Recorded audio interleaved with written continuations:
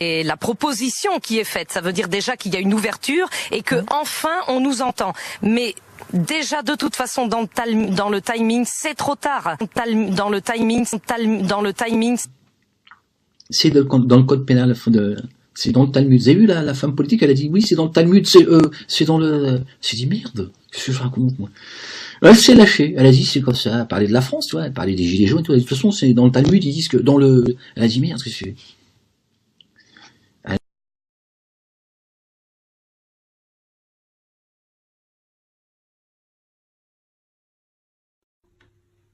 L'objet de cette vidéo est de vous alerter sur cette loi de circonstance qui va être votée, en tout cas qui va passer à l'Assemblée nationale devant les députés à majorité LREM, loi adoptée par le Sénat le 28 octobre 2018.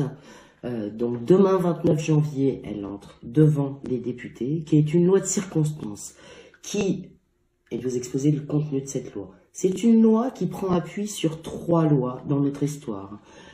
Tout d'abord, la loi de 1970, anti-casseurs, qui avait prévu à l'époque une sorte de responsabilité collective civile, l'État assumant les dégâts lors des attroupements, rassemblements ou manifestations, et pouvant, sur le seul fait d'être présent à cet attroupement, demander aux personnes présentes à cet attroupement, donc, de réparer ou de partager la facture des dégâts avec eux.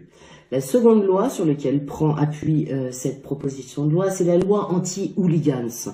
À savoir, on a prévu des interdictions d'aller à des futures manifestations sportives à des gens qui s'étaient rendus violents lors de manifestations sportives.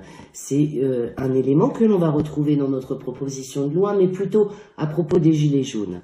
La troisième pendant de cette loi prend appui également sur la loi antiterroriste, avec la création du fameux fichier S que je ne présente plus aujourd'hui. La proposition de loi qui va être demain dans les mains des députés de l'Assemblée nationale prévoit des nouveaux délits. La dissimulation de son visage lors d'une manifestation devient de contravention, passe en délit. 6 mois de prison prévus et 15 000 € d'amende.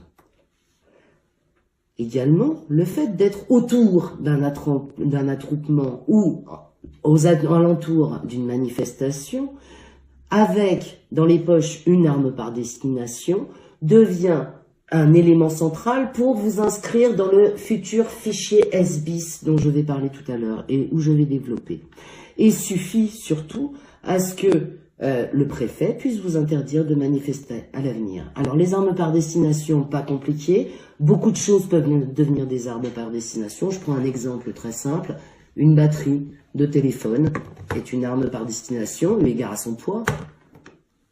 Une cigarette électronique de ce format-là, eu égard à son poids pareil, arme par destination, mais simplement des clés de voiture qui peuvent effectivement être considérées comme armes par destination.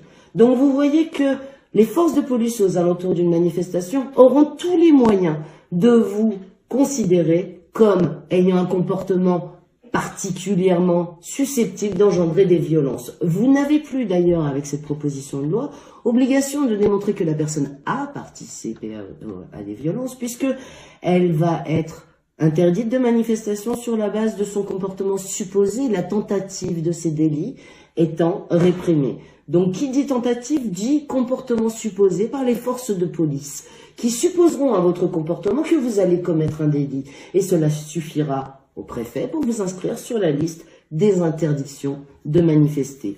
Alors, ce fichier, qui me semble un des aspects les plus également prenants de cette loi et les plus inquiétants, c'est la création d'un fichier, je dirais, S-BIS, où, selon les textes, pourront figurer les personnes dont on a connaissance d'avoir des sérieuses raisons de penser que leur comportement constitue une menace d'une particulière gravité pour l'ordre public, classique, mais également, sinon, appartiennent à un groupe ou entrent en relation de manière régulière avec des individus incitant, facilitant ou participant à la commission de ces mêmes faits. C'est l'article 2 de la proposition de loi qui a été votée par le Sénat. Ce qui suppose que dans ce fichier nouveau, auquel n'auront accès que les forces de police uniquement, et dont le contenu ne sera jamais vérifié par un juge judiciaire, dans ce fichier entre les personnes qui ont un comportement suspicieux et leurs relations. C'est un moyen d'obtenir le fichage de tous les opposants politiques à la politique du gouvernement exécutif actuel, et donc d'avoir dans un fichier le nom de tous ces opposants politiques qui peuvent être des gilets jaunes ou non, ou des sympathisants qui entrent en relation régulière avec des gilets jaunes. Le gouvernement n'est pas dupe. Il connaît, il le sait, que les fondements de sa loi ne pourront pas passer, que de multiples portes nous sont ouvertes pour faire dire que cette loi est illégale. Cependant, il sait également que tout avocat, toute procédure, même lancée avec la plus grande habileté, n'aura pas de moyen d'aboutir avant 6 mois, compte tenu de nos institutions actuelles.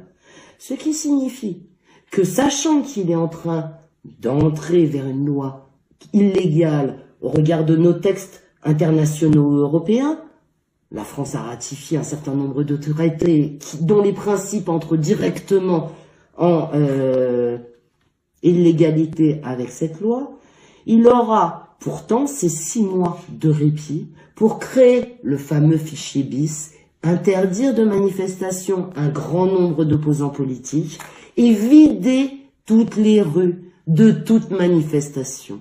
C'est la raison pour laquelle aujourd'hui je souhaite vous interpeller en vous donnant le contenu de cette loi et de relayer l'appel de mon groupe également à la grève générale le 5 février. Il est fondamental que le pays s'arrête par rapport à un gouvernement qui propose des lois aussi liberticides.